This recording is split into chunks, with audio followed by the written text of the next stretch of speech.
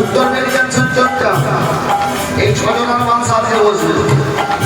এই ছজনকে ভোগ দিলে গৌরাঙ্গ কেন পঞ্চরত্ন হয়ে যাবে, চৌষট্টি মহান্তর হয়ে যাবে, সর্বদেব দেবী হয়ে যাবে। এই সর্বপ্রথম এসেছিল কোথায়? নদীয়ার মধ্যে। এরা প্রথম এসছে শ্রী রূপ সনাতন